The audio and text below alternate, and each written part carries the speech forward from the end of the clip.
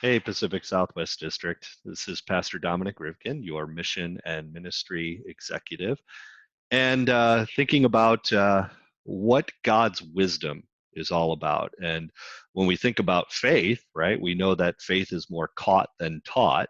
And wisdom isn't necessarily what we know in our mind, but it really is wholeheartedly who we are in God. And that God's wisdom is not our wisdom, and God's wisdom is a joy, in fact, that's even present in suffering. And today in my devotion, it was Hebrews 12:2 that just jumped off the page to me, talking about that kind of wisdom of God, where the author says, "Look to Jesus, the author and perfecter of our faith, who for the joy that was set before him endured the cross, despising its shame, and is seated at the right hand of God." This is the wisdom, right? That even in the midst of this suffering, even in the midst of this situation, God is teaching us, and He's teaching us in just amazing ways. Teaching us what it means to be church, teaching us what it means to be team, to be together in ministry. And thinking about that and talking to our education exec, Rachel Klitzing, we started to talk about bringing together some teams, teams that are pastors and educators, church and school, that are really dedicated to working together so that the mission of God continues to move forward even in this crisis. So we could think of no better teams than a couple of teams from Southern California here. And one of those teams is from Christ Lutheran Church in La Mesa, California. Pastor Richard Berkey and Zave Schwartz are here with us to talk a little bit. And then also Trinity Temecula. Trinity Temecula is led by Pastor Jim Kirkman, and Carrie Kennedy is the preschool director there at Trinity. And we thought we'd all gather together and just talk about the nature of team ministry, church and school, and how they're negotiating some of these challenges that are happening in this time. So I'd like to start with Pastor Berkey and Zave. Why don't you tell us a little bit of how your team dynamic has worked in these last couple of weeks? It's worked the last couple of weeks because we've worked almost the last 20 years together. And so that investment is paying off. And some of it's just blessing Zave and the work that her school's doing and trying to provide any support. They have led heroically in very challenging times and tried to do a hybrid model at first when we could still meet as groups. And even as they were planning the next, they shut us all down, or the County of San Diego shut us down. And so they have moved powerfully online. And so my role is simply to support that. Zave has the answers. She's done the work. Zave's done all the work. She has all the answers. Yeah. What do you think about your partnership, Zave? Yeah. Well, it's easy to lead with Pastor Berkey because he actually treats me like I get to lead with him, not under him or for him. And so, so leading in a season of turmoil and uncertainty, we've built a pretty strong team and a big muscle of leadership because we've done it well together for a long time. Because I lead from what I would consider second chair, right? I'm not in a senior leadership position. One of the things I go to a lot is the wisdom to stay in your lane. And I think that's benefited us really well over the years, that we're absolutely supportive of each other. We 100% have each other's backs. We consider each other friends and partners in this ministry, and we don't get out of our lane. And when we do, we apologize and get back in our lane. And so in this season, that's probably been really important for us because the school had to turn very rapidly in a very different direction and move and go fast. And if anybody had been like getting in our lane and slowing down the process, we could not have done what we did. And Pastor Berkey was 100% supportive, all on board, and allowed me to stay in my lane and get the work done. And that's allowed me to lead my teachers and, do the hard work of mentoring people through this because I know he's got my back, right? So That's, I guess, one of the pieces of wisdom to me would be like, all leaders should figure out how to stay in their lane when they work with people. Yeah, you didn't have to kidnap him and lock him in a closet somewhere, right?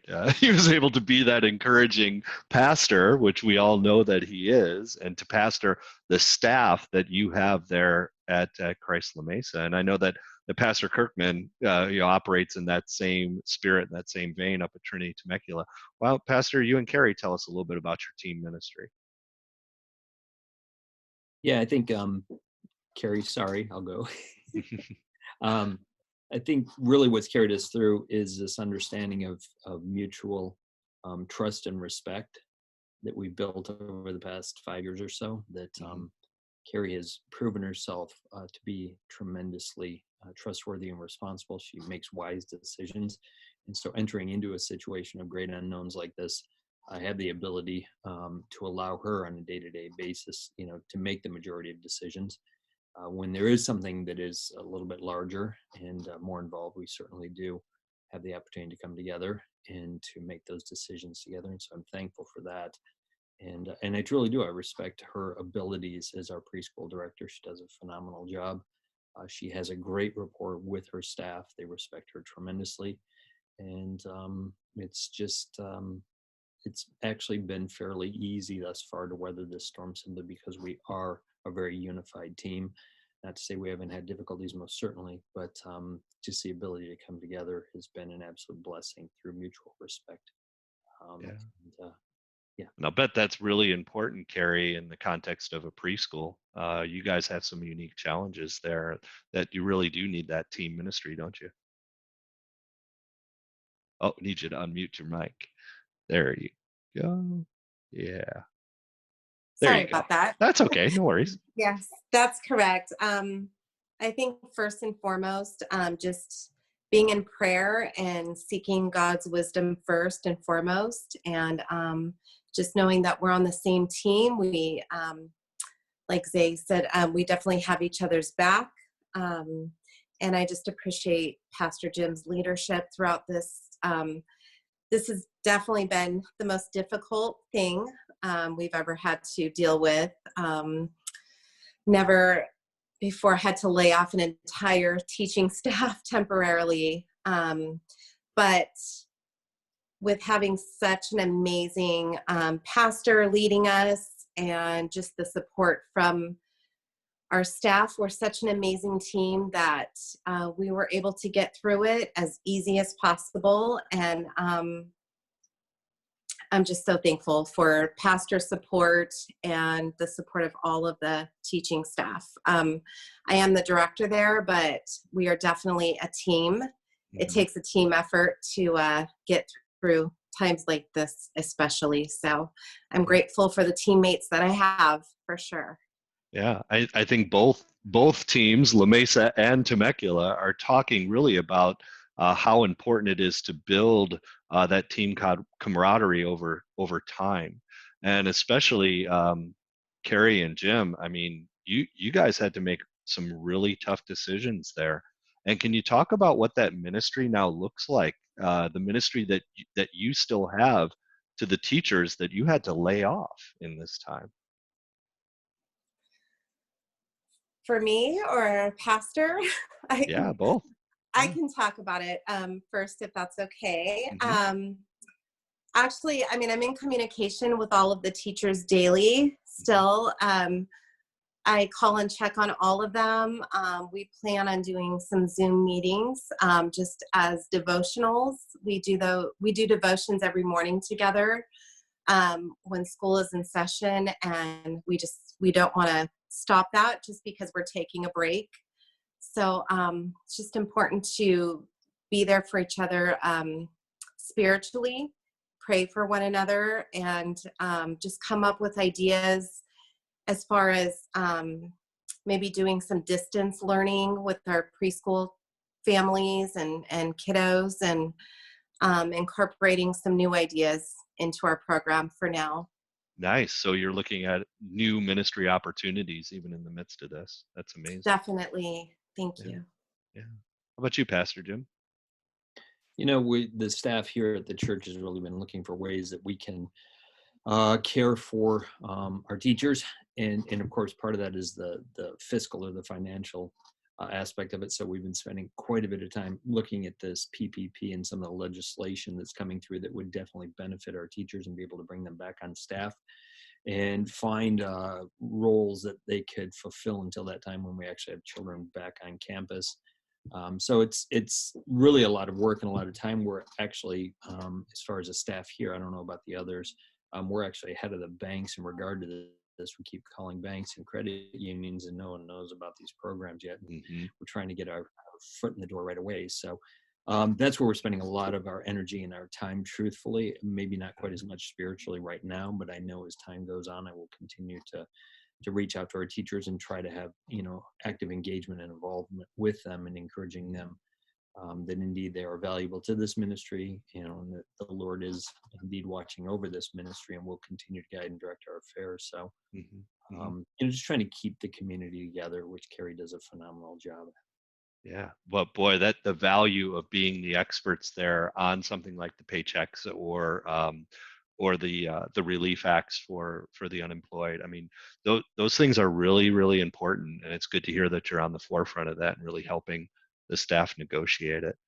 How about you, Team La Mesa? How are you connecting with the overall team, the teachers and the church staff? What's that look like for you?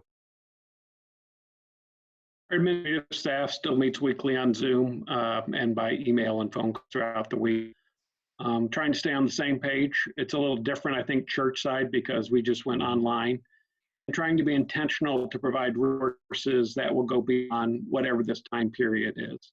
Mm-hmm. We started something called Pray for Every Home, which is a campus crusade, which is praying for neighborhoods. Since people were walking their neighborhoods, that seemed like something positive that was new that we could attempt. Oh, yeah. Our church administrator is already talking to one of our local banks to set up a tax. So we work the CARES Act when that happens if we need to.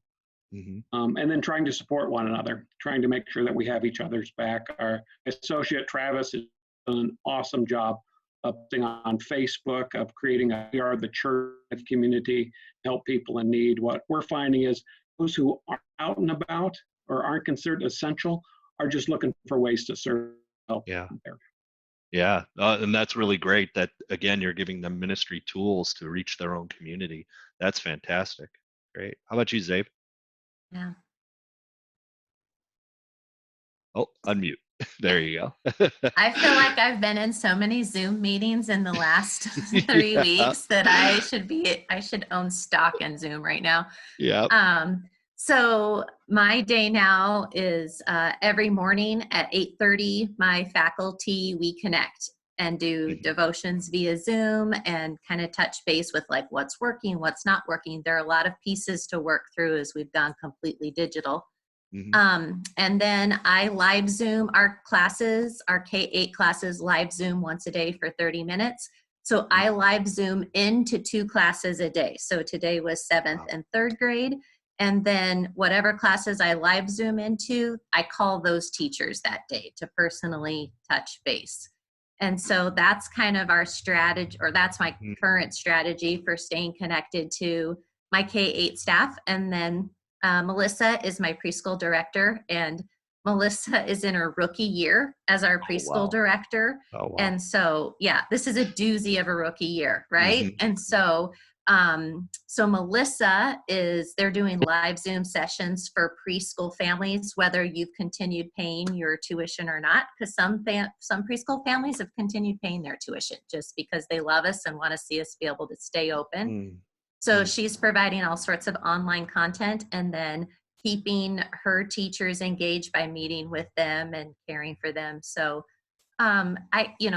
we're being as intentional as we can. And then the teachers in turn are being super intentional about caring for their students. All right. So they live Zoom once a day with their kids, and then they have office hours on Zoom every day to connect with kids and parents. So when I say they're working twice as hard as they've worked, I mean, really, they are. They really are. And the really hard piece about going digital, I feel like too, is that we feel like we need to be available all the time to everyone.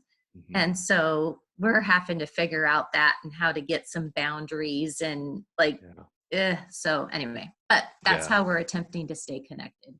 Yeah. When do you turn it off, right? When do you say, okay, Mhm. we need to rest as well? And one thing has been consistent in every phone call or video that I've done is really, what are we doing as leaders to care for ourselves in this time? So maybe we can just finish our time together by talking about that a little bit. What are some of the things that you're doing to add some self-care, some spiritual self-care into your regular routine? Anybody can go first. You're all jumping at I'll go. it. Go, Jim. I'm praying a lot more, Yeah. a lot more devotional time.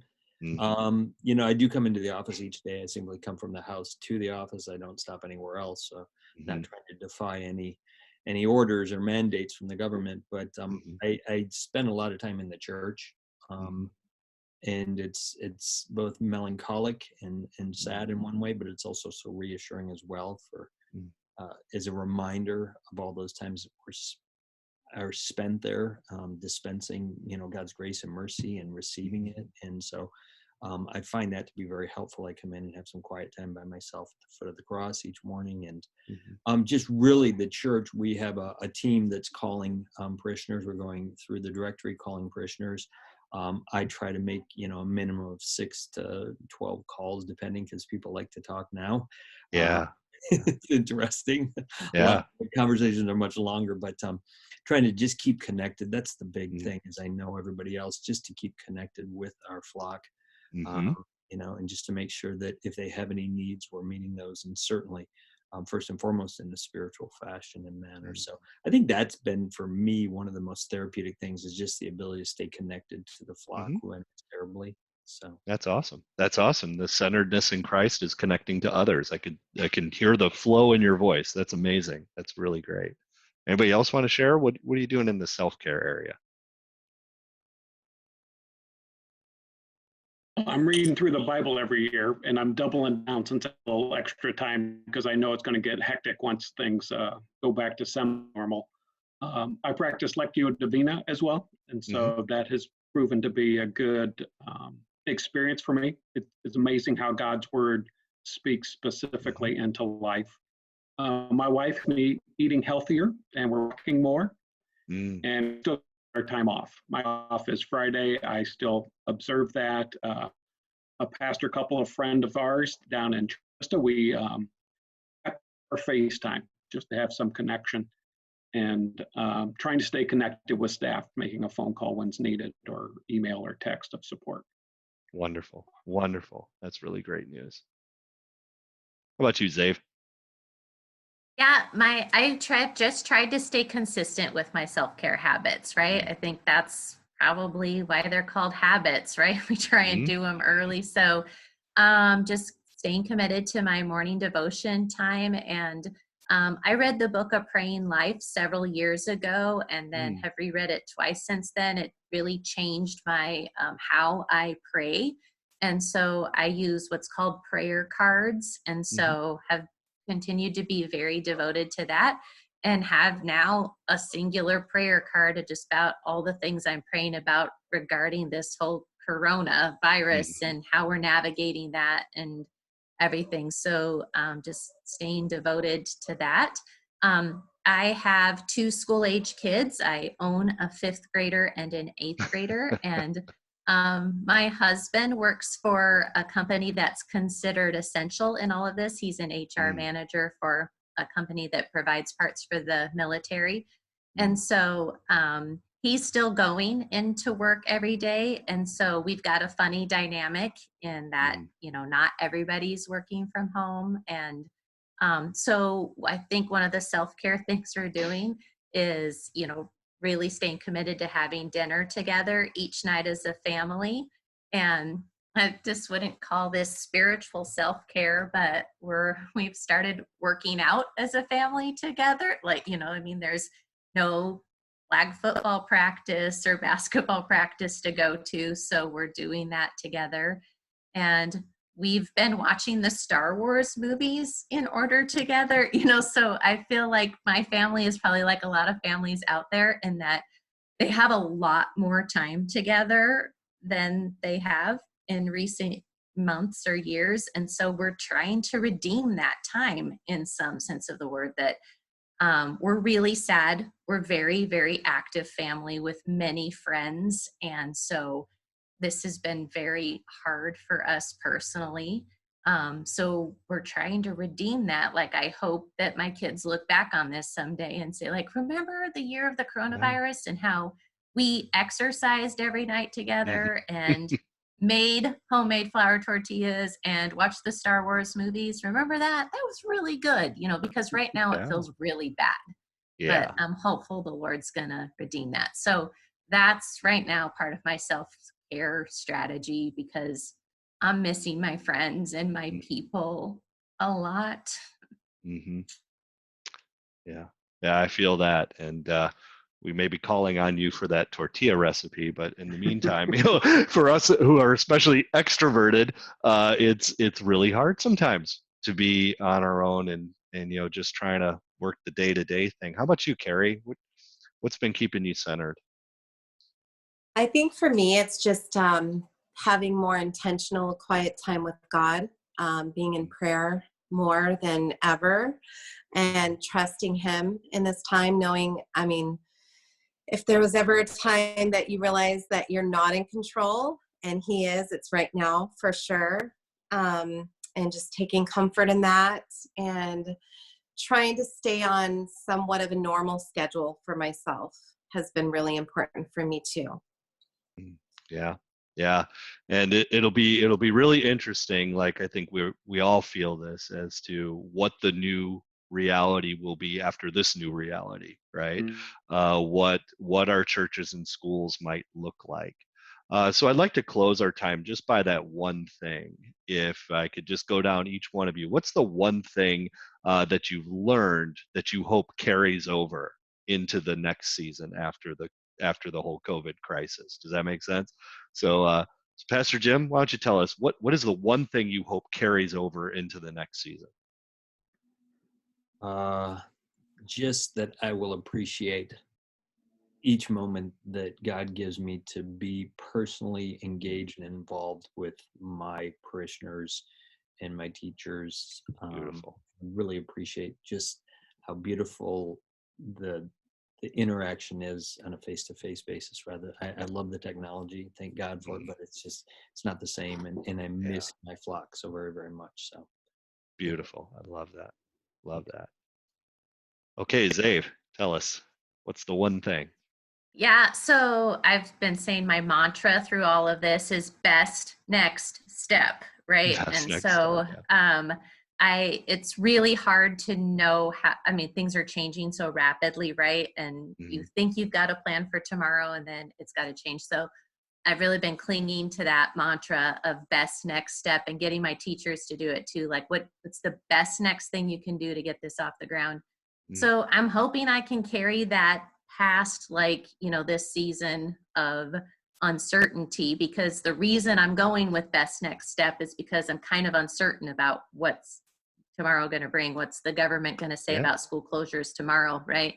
And our private school's going to be lumped into that. And so I've been clinging to that, but I also think it's made me hone in and make wise decisions in the moment for the time, and maybe not worry as much about the future as I tend to. I really want to, and I don't want to throw off and act like I'm not going to be a visionary leader anymore and I'm not going to care about what's around the bend. No, I absolutely do. But keeping a good, steady head about myself for best next step right now. And I love it. I hope I continue to keep the mantra, and that it makes a difference in how I lead. That's responsive ministry. I love it. Next best step. How about you, Carrie? What's the one thing you want to carry over into the new season? I would just say this has really taught me to definitely be more flexible. I can make plans, but they don't always go the way that I want them to. And that's okay. Just that I would just take nothing for granted. And that I will definitely be more passionate and intentional in leading, for sure. Mm-hmm. And just all the interactions with families and children and staff and coworkers, just to never take it for granted. Use them always as a great opportunity to serve and for ministry. So I think I'll just be much more grateful for everything after this.